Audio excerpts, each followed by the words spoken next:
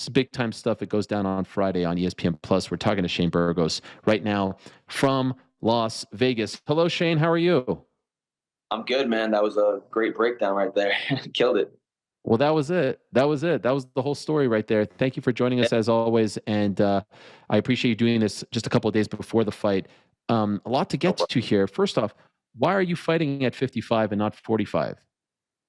So right off the bat, obviously my last fight was supposed to be against Moraes at 45, and the last couple fights at 45, my body's just been breaking down. Like the last couple of weeks of training camp has just been all about making weight in the scale, not remotely about performance. And I was thinking, I'm like, to be able to do 45 back to back to back 4 times in 8 months is going to be detrimental to my performance. I think it's time for me to make the move to 55, especially having to fight that frequently. So honestly, all my training's under into that. It's been the best decision I've made. This is the best fight week I've ever had, the best I've ever felt going into a fight, mentally, physically, spiritually, emotionally. Like, it's the best I've ever felt. Wow. So weigh-ins are tomorrow. Could I ask how Yeah. much do you currently weigh? I don't want to get into numbers, but man, it's going to be one of the smoothest weight cuts I've ever had. No, it's going to be 100%. Come on, nutrition's over here. It's going to be the smoothest weight cut I've ever had. I can imagine. Probably a part of you is wondering, like, or saying to yourself, like, I wish I did this a couple of years ago, right? Yeah, maybe not a couple years ago, but maybe a couple fights ago for sure. But everything happens for a reason. It's led me here. Hindsight's 2020. Right. All right. So, okay, that's out of the way.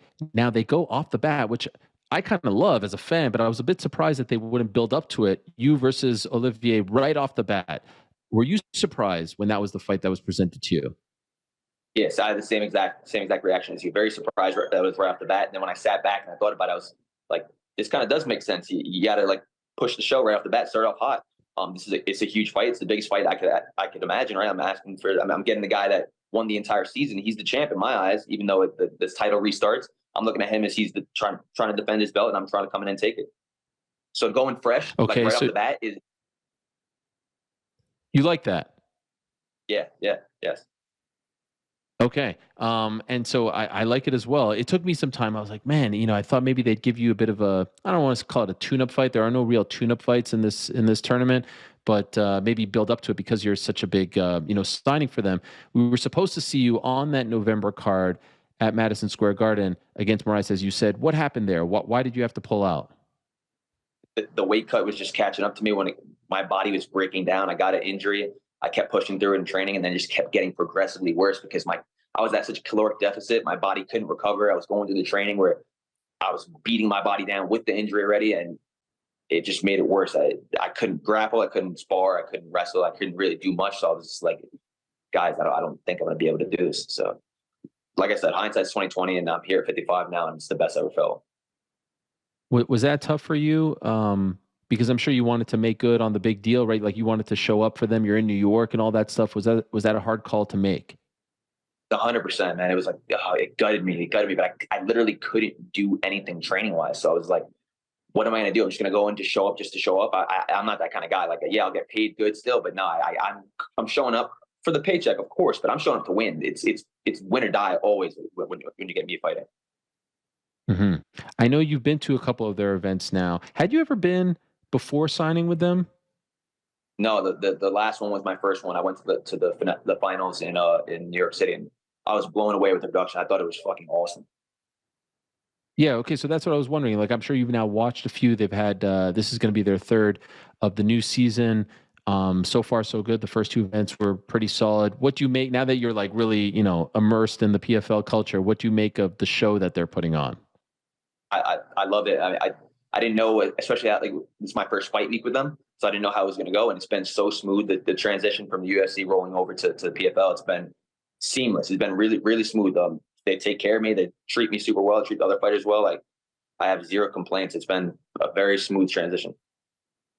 Perhaps even going further than that, I saw in one of their press releases they called your fight on Friday the most anticipated debut in the history of the PFL. Now they've signed some pretty big names over the last few years: Pettis, Rory, Kayla, the two-time Olympic gold medalist. That's what they labeled your fight as. Do you feel like they are treating you as a big-time star, perhaps even more so than the UFC was? The UFC, there's so many names there. You're fighting on cards, but here, like they're pushing you big time here. Do you feel a difference in the love that you were receiving? 100%. It's night and day. Honestly, you can't compare what I was getting in the UFC to the push that I'm getting here. They're really getting behind me. They're really doing a good job marketing and branding me, and I feel like I'm getting paid what I'm worth now. It's just the decision was a no-brainer when I sat back and thought about it and made like the pros and cons charts when there really was no cons. And now being here, going through the fight week and seeing the way they're treating me, the way they're marketing me and pushing me, yeah, this was meant to be.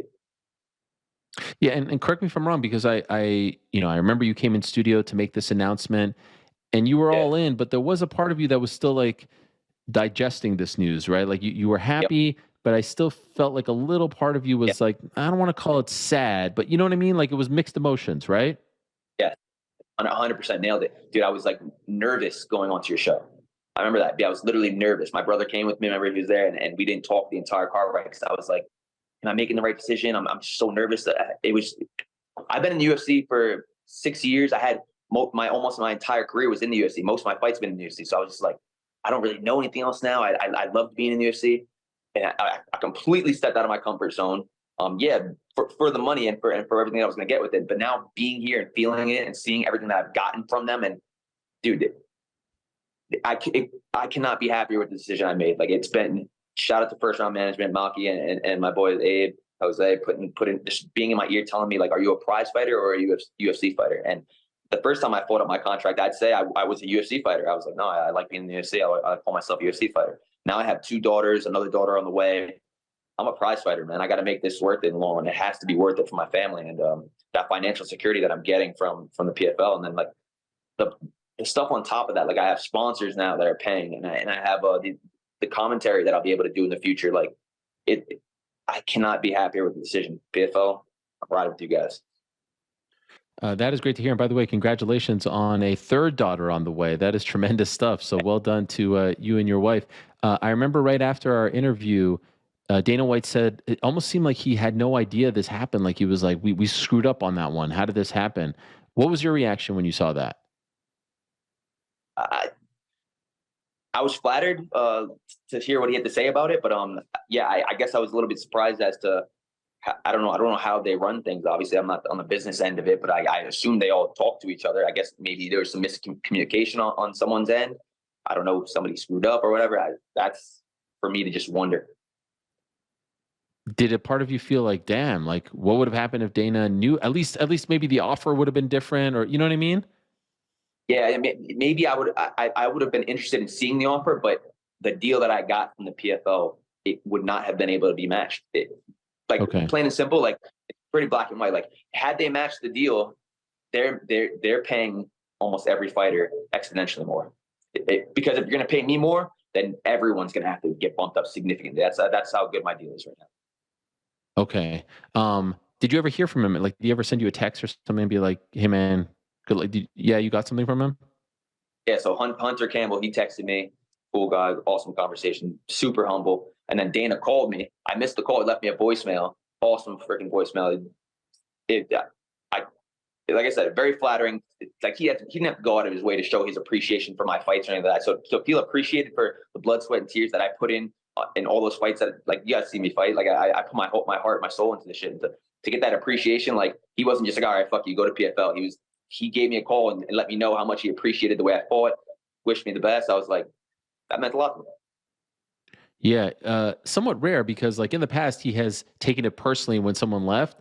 With you, it was Yeah. almost like he was lamenting the fact that he couldn't figure this out or didn't save this, and even to call you and tell you that like that's not common. He doesn't do that often, so that's a testament to you. Yeah, I don't know who else he's done that for, honestly. So yeah, it was very, very flattering. I mean, no matter how you feel about Dana, I mean, he's obviously someone in the sport that his opinion on fighters, it does hold some weight. So to feel that appreciation from him, it meant a lot to me. So if everything goes well here, and you make it to the finals, how many fights will be for you in 2023? Will it be four max? That would be 4, yeah, yeah. Basically, the first one in April, and then June, August, and then November. Yeah, so we say four in 2023, but it's four in the span of 7 months. How do you feel? How, Months, how yeah. do how do you think your body's going to hold up? That's why I'm doing 55, man. Because had I done 45, the bumps and bruises from the training, bumps and bruises from the fights, the weight cut rolling over, 45 would just it would have destroyed me. Yeah, 45 for a season base, it just doesn't make sense for me. It would have been detrimental to my performances. So at 55, I'm able to eat more carbs. Like I'm able to have energy. I'm able to focus on performance. These last few sparring sessions haven't been all right, Shane. Just get through the motions. It's like, how'd you feel in sparring? How'd you do in grad? Yo, you won those exchanges. It's been a huge weight off my shoulders. So I think that going forward, I'm in the best position. I think my body's gonna respond amazing to this. Have you talked to any other fighter that has been through this grind? Like I just saw something that Brendan Loughnane posted about like, man, the body, like it's not used to going through something like this. And he's now been through it, I think twice off the top of my head. Of course, he won the 35-pound tournament last year. Have you talked to any of the other guys, veterans that have been through this? Oh, 45, excuse me. Who, about any tricks about how to stay healthy, how to not break down, anything like that? I haven't, but me and Brendan have the same manager, Jose over here. So yeah, so I get tips from him. He's been awesome. He's been here all week. So yeah, I got my whole squad here, man. It's been awesome. Like completely different The fight whole week. crew's here. Got some of my friends here. Yeah, got an Airbnb. Oh, what's up, everyone? Yeah. I didn't realize we had a whole audience here. Yeah, yeah. Do you feel, now here we are 2 days away. You're not a rookie. You're a vet. You've been in big moments. You fought on big stages, MSG, all that stuff. But do you feel like a rookie a little? Like, are you feeling a little more nervous, a little more anxious? Describe how you're feeling. I'm feeling ready, man. Like it's the best fight week I've ever had. It's the best I've ever felt. Like my friends are even saying, like I'm able to walk around and go shopping and just to kill some time. Like, dude, my last fight, we went to the mall and I was like, guys, I can't. They're like, what? I'm like, I literally can't walk around this mall anymore. I have to sit down and get out of here. I have no energy for this. Like, it's been amazing. So just to feel this good, that right there mentally just it's so exciting. I can't wait to perform Friday and just have the best performance of my career. I plan to show them the best Shane Burgos the world's ever seen. Wow. Any concerns about, the added weight, adjusting to that, power, speed, anything like that? No concerns because I put on weight too. It's not like I stayed at the same size I was. Obviously, I've been in the weight room heavy. So yeah, I'm not going to be a small 55er, but it's going to be a. No, I think you see guys cutting less weight now. I think that's becoming a little bit more popular. You see a lot of guys moving up in weight class and having success. I think Jack Shore just moved up from 35 to 45. He had a good debut. Nathaniel Wood moved up from 35 to 45. He had another great debut there. So I think that's where the sport is headed, honestly. And what's your assessment of him? Like the comeback that he has made, Olivier. He was cut from the UFC, Yeah. worked his way back up. I don't think a lot of people thought he was going to win that tournament last year. Have you seen big improvements out of him? Yeah, 100%. He's definitely gotten better. He's gotten better all around. I mean, he's got a high fight IQ. He knows how to win rounds. Knows how to get the points. So yeah, on a 6-fight win streak, I'm not taking him lightly at all. And again, he's went through the entire season. He's won it. To do that, not to win 4 fights back to back to back like that, not just to win them, but to have them. That goes to show your mental fortitude, your mental toughness. So I got nothing but respect for him. Yeah. I know you're a big fight fan. Jake Paul's affiliated with the PFL. Just announced a couple hours ago, Jake Paul versus Nathan Diaz. Kind of surreal stuff. Can I ask, who do you think wins that fight? Oh man, we were just talking about it. Shit, man, I'm a huge Nate Diaz fan, but Jake Paul's on kind of like on my team a little bit. It feels like, right? But damn, I don't know.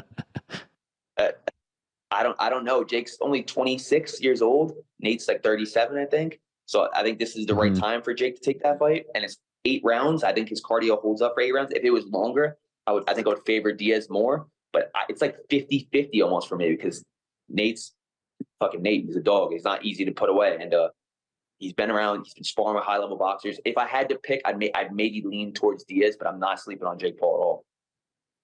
Man, Jake's a big favorite, like minus 250 right now. He opened as, which seems a little disrespectful to Nate. No.